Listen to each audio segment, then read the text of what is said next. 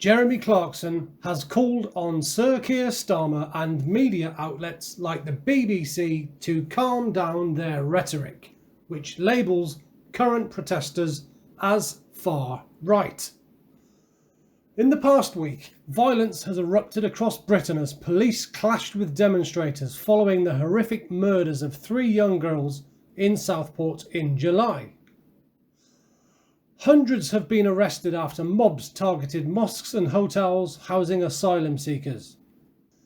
The government has since announced increased protection for mosques with new emergency security measures to help police quickly apprehend offenders.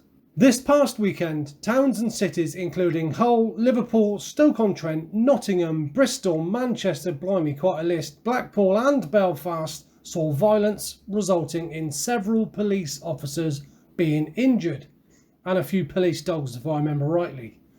The Prime Minister has called the scenes far-right thuggery, but many peaceful demonstrators have objected to this label. Clarkson, who has not participated in the protests, expressed sympathy in his latest column for The Sun, stating that his friends and acquaintances fear being labelled racist thugs if they voice concerns about immigration amid the riots. Clarkson says, "Today I am surrounded by farmers and plasterers and brickies and butchers, and all I hear all day long is that there's too much immigration. But if they say this out loud, or if they go on a march, they are told by the London elite that they are far-right extremists or racist thugs, and for the most part, they are not. They are just people who know that they have to shut up when the last post is played and a cheese rolling down a hill is funny. There was a time you'd have called them the salt of the earth." Turning to Starmer, Clarkson criticised, but Sir Starmer doesn't seem to have grasped this. He is surrounded by people who see nothing wrong with immigration, and he's got it into his head, as I did with Brexit, that anyone who disagrees with him must be some kind of Trump nut. Clarkson noted the large number of people concerned about immigration who voted for Reform UK and Brexit, warning that Starmer was pissing off millions of regular Britons by labelling them modern-day Hitlers. "I therefore suggest," he went on to write, "that both he and his friends at the BBC calm down the rhetoric, or we could be heading for some real trouble." Clarkson's comments on Friday came shortly before Starmer issued a stern warning to those participating in the violent demonstrations. So what do you think? Let me know in the comments. Has Clarkson got it right? Has Starmer got it completely wrong? Is there too much immigration? Let me know down below.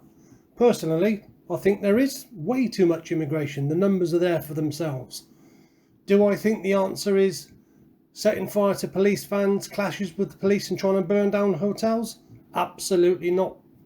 But I don't see the government or the opposition or the previous government and opposition offering us anything really solid that can be put into action. I mean, we all know the Rwanda plan was a complete non-starter from the beginning, and that was never going to happen. But what are the alternatives? Share your thoughts down below. It'd be very interested to hear what you've got to say. Also, let me know if you were in any of the areas that were targeted over recent days. Must have been pretty terrifying if you were just trying to get on with your life and all that nonsense was going on. Right, if you're still with me, thanks for putting up with my West Country waffling. If you haven't seen it already and you're interested, it's been all over the news. Here is Keir Starmer with his address to the nation, where he called everybody that was at the protests far-right thugs. Once again, thanks for watching. Leave a comment. Cheers. See this weekend. Be in no doubt, those that have participated in this violence will face the full force of the law. The police will be making arrests. Individuals will be held on remand. Charges will follow, and convictions will follow. I guarantee you will regret taking part in this disorder, whether directly or those whipping up this action online and then running away themselves. This is not protest.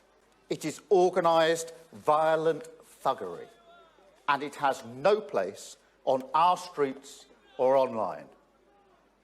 Right now, there are attacks happening on a hotel in Rotherham. Marauding gangs intent on law-breaking, or worse. Windows smashed, fire set ablaze, residents and staff in absolute fear. There is no justification, none, for taking this action, and all right-minded people should be condemning this sort of violence. People in this country have a right to be safe, and yet we've seen Muslim communities targeted, attacks on mosques, other minority communities singled out, Nazi salutes in the street, attacks on the police, wanton violence alongside racist rhetoric. So no, I won't shy away from calling it what it is, far-right thuggery. To those who feel targeted because of the colour of your skin or your faith, I know how frightening this must be. I want you to know that this violent mob do not represent our country, and we will bring them to justice. Our police deserve our support as they tackle any and all violent disorder that flares up. Whatever the apparent cause or motivation, we make no distinction. Crime is crime, and this government will tackle it. Thank you. So, 2 questions, Rob. Yes, we've seen, thank you. We've seen a hotel being set fire to in Rotherham today and being broken into. Can you say that the policing operation has been a success? And what more can the government do to stop this?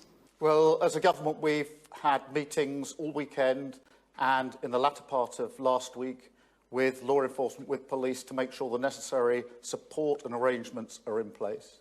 We do have standing arrangements for law enforcement, which means that we can get arrests, charged, remands in custody and convictions done very quickly.